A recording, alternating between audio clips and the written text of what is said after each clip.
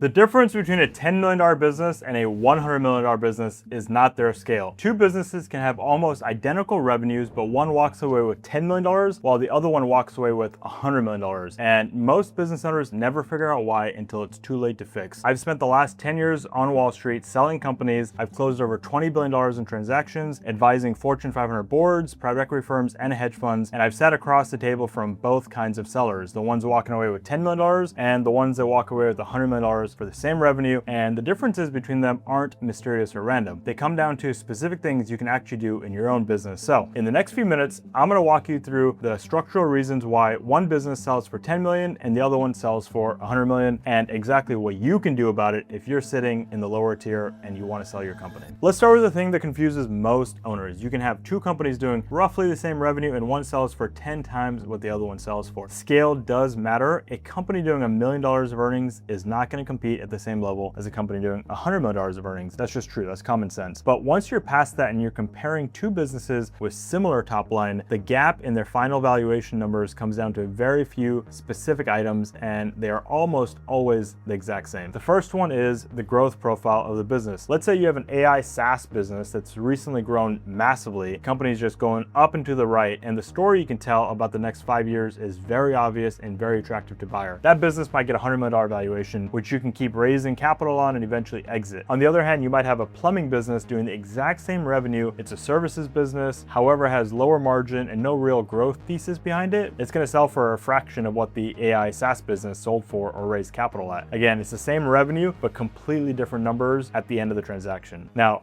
growth as a word is very dangerous. Every business owner believes their company is about to grow, but buyers don't care what the owner believes. They care about what you can actually quantify. They want to see the pipeline. They want to understand historical trends that point in one direction, which is up and to the right. If you're sitting across from the buyer and the answer is, I believe it's going to happen, they just won't care. If you've got the data, the analysis, the trends, the growth story, all of that holds and you can back it up, your valuation is going to also hold with that. The second thing is the margin profile. Imagine two companies both doing $10 million in revenue. Company A is doing $8 million EBITDA, while company B is only doing $2 million EBITDA. Even at an 8x multiple, assuming it's the same, one sells for 64 million, the other sells for 16 million, which is why when buyers and bankers are looking at a business, the conversation moves off of revenue pretty quickly and onto what's falling to the bottom line. Add together the growth profile and the margin profile. These are all foundations of why two businesses with the same revenue can be priced completely different. The thing that actually decides whether a buyer puts up real money is what's actually inside of the business itself. When a buyer is looking at a $100 million business, the first thing they're checking is whether it's been built as a business at all. And that sounds obvious, but a huge number of companies in the $10 to $20 million range are not built as businesses. They're built around the owner, and a real $100 million business has the infrastructure, the long-term continuity, the diversified customers, and a functional management team. The ship in that company is just so much bigger, which means it's very hard to sink relative to a small company. A buyer values that kind of stability way more than they will value a business that looks like it could lose a third of its revenue if you had a bad week or a bad month. The other piece is what kind of moat is built in. The $100 million business has something specific that makes it hard to replicate. That specific thing could be market share, technology, infrastructure, scale, the brand. The $10 million business has versions of these things, but at a much lower intensity. And that's actually part of why a buyer pays more for the $100 million business. They're just not buying the revenue alone. They're buying the fact that the revenue is safe and stable. And here's the unexpected part of this. The best business isn't always the one that looks the most sophisticated. I've seen software businesses that have come across my desk that look good on paper, they're modern, they're high tech, but when you scratch the surface, they're just basically an AI overlay on top of ChatGPT or Claude, and anyone with a weekend and some time and an API can replicate that. Then on the other side, you've got an HVAC business with locked-in customer relationships, multi-year contracts, a strong route density. Nobody can match that, and the business is way harder to replicate than the software business, which looks shinier. Buyers know this, so the boring business with the moat almost always guarantees a better result from a valuation perspective. So if growth and margin set the financial picture, infrastructure and moat are what actually make the business fundable and exitable. Now, buyers don't just look at a good business for its features. They also consider what is risky inside of the business. There are two specific risks that come up on almost every single deal I've worked on: customer concentration and key man risk. These are the two places where an otherwise good business gets quietly written down on the LOI and never gets the value it should. Let's talk about customer concentration first. Once any single customer is more than 10% of your revenue, buyers are going to start asking questions. They want to understand the exposure. Once a customer crosses 20, 30, 40, 50% of revenue, these questions get way more pointed and the valuation usually starts moving down. down. Now, it's not always automatic. If your customer concentration is, say, a government contract with a 10 or 15-year duration, it's actually really great, and a sophisticated buyer will look at that duration and the contract and price it accordingly and give you the value for it. But the default reaction to high concentration is a discount because the buyer is the one that is inheriting that risk on day one. Key man risk is the other one, and this is where a lot of $10 to $20 million owners get caught up. Think about a doctor running their own practice, generating a couple $1 million a year. You can't really underrate that as a business because it's a personal career and there's nothing to sell. At the lower end, the entire enterprise is a function of the owner being in the driver's seat. If the owner leaves, the business gets worse, and the buyers know that. Key man risk shows up in two places. The first is the buyer pool. If the risk is big enough and severe enough, you're not even gonna get a buyer at the table. The deal won't happen. Nobody will want to buy the company. The second is the deal structure. Let's say a buyer is willing to do the deal anyway. They might not necessarily slash the headline price because slashing the price doesn't actually eliminate the risk for them of the company. What they do instead is restructure the deal. More of the proceeds will get pushed into equity instead of cash. More is going to get pushed into a contingent payout instead of upfront. And the owner ends up locked into the company for a much longer time post-close than they otherwise wanted to, sometimes years longer to transition the business. And that's the version of the story owners don't see coming. They look at the price on the term sheet, the headline, they feel really good. Then they read the structure and realize that they sold the business in name and on paper, but they're still working for it and didn't actually get the entire value they should have. Let's move on to how you actually get the right buyers in the room, because this is the part that genuinely gets overlooked and is one of the most difficult components. You can have a clean business, good margins, a defensible moat,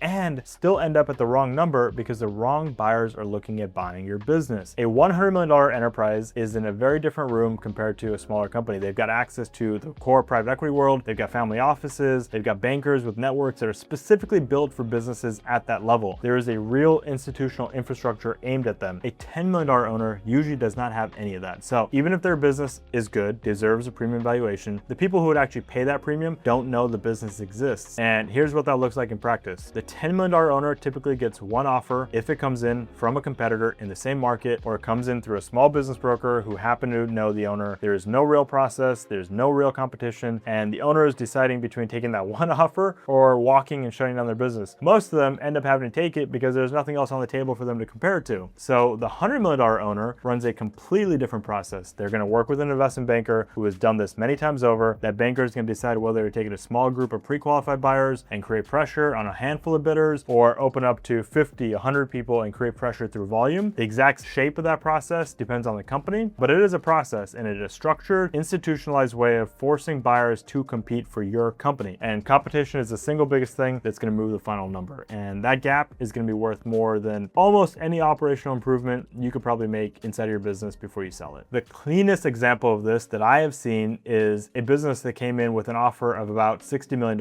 And most businesses would feel, hey, lucky, I have an amazing offer, I'm gonna accept it, I'm gonna move on. But instead of accepting that offer, I ran a real process for this business. The right kind of buyers were brought to the table, they saw each other, and the bidding actually started to create competition publicly, and the business itself did not change in any way during this process. Same company, nothing on the inside got better than the day they had the $60 million offer and a couple months later when we closed the deal. The final number when we closed was $160 million. $100 million of additional consideration on the same exact business, generated almost entirely by the way the process was run. And that's what I mean when I say things that the $10 million buyer and the $100 million buyer, exact same mechanical process. The business was worth more because of the owner having access to the right process and the right buyers were actually in the room to value the business properly. And the real lesson out of all of this, the one I want to repeat back to any business owner thinking about a sale in the next 12 to 36 months is this. If you have a quality business and you run a quality process, you will get a quality outcome. Each piece is doing the work. You can't just have one component. The business has to be in the right shape. The process has to create competition. And if you just do one thing, you're probably closer to that $10 million range than you are the $100 million range on that side. So be on the right side. I want you to sit with all of this for a second, because the honest question is, which tier are you actually operating in? And not which tier you want to be in, not which multiple you've seen on a podcast somewhere or a headline, but your business, is it actually sitting in the right tier if somebody were to buy it? Do you have the right buyers? Is the growth quantified? Is the margin healthy? Will you create enough pressure that buyers are going to move on your business and actually acquire it? Or are you sitting inside your business and you're running it like a job? If you are, that's something you need to honestly assess. process. And most of the owners I've worked with are somewhere in the middle. They're closer to the $10 million range, but they want to get to the $100 million access, and there's a way for them to get there. The good news is these accesses are absolutely fixable in the next 12 to 18 months. Some of them, especially the process one, can be fixed in a couple months before the sale even starts. Now you know what makes the gap between a $10 million outcome and a $100 million outcome happen. The natural next question is what to actually do about it if you're sitting in the wrong tier. So click this video here because I've taken everything I've learned from running over $20 billion of transactions and selling companies, and I walk you through the specific moves an owner can make in the next 12 to 18 months before a sale to actually upgrade the business and the process that happens. So the things that the buyers are going to reward, things buyers will punish, and how to make sure when you do sit down at the table, you're the one with all the leverage in the room.